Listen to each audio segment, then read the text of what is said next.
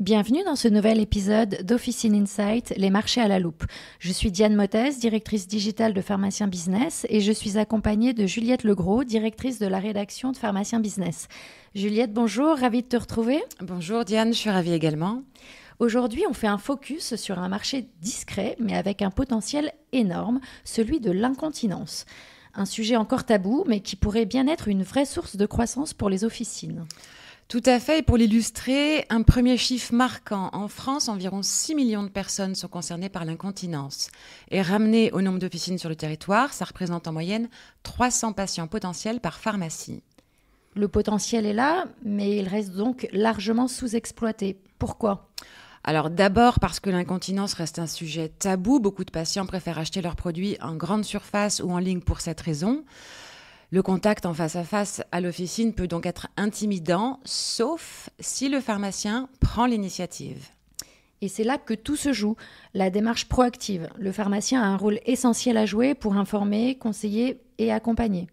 Oui, il peut repérer les profils concernés, comme par exemple les femmes enceintes, les hommes avec des troubles de la prostate, les personnes âgées en maintien à domicile, et proposer des solutions adaptées, idéalement dans un espace de confidentialité pour rassurer et créer du lien.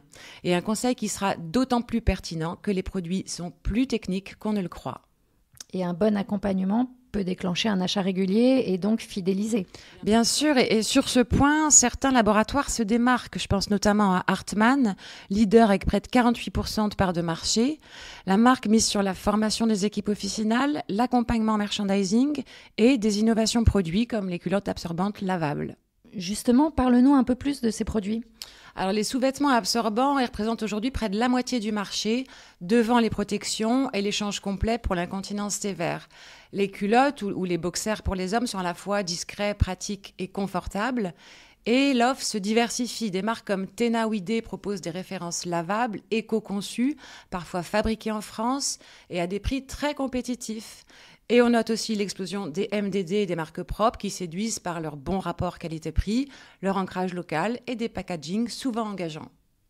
Des packagings plus colorés et attractifs, d'accord, mais encore faut-il que ces produits soient visibles en rayon. Est-ce que c'est le cas ? Tu vois juste, effectivement, il y a trop de pharmacies qui laissent encore les produits d'incontinence au fond de la réserve.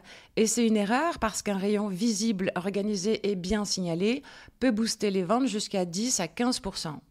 Des produits visibles et un espace de conseil, c'est donc la clé pour amorcer le sujet avec des patients encore réticents ?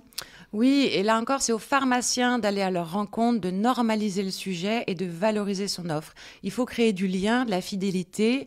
On peut même aller jusqu'à proposer des services en plus comme la livraison, les cartes de fidélité, les échantillons, etc. Merci Juliette. On aura compris que l'incontinence est un marché encore trop souvent dans l'ombre, alors qu'il s'agit d'un levier parmi d'autres pour augmenter ses ventes.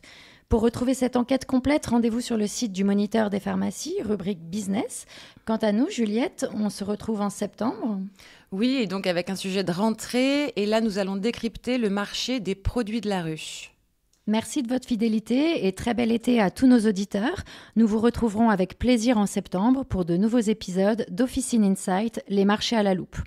Et bien sûr, comme toujours, si ce podcast vous a plu, dites-le nous, un petit cœur, un commentaire d'encouragement, une suggestion d'amélioration.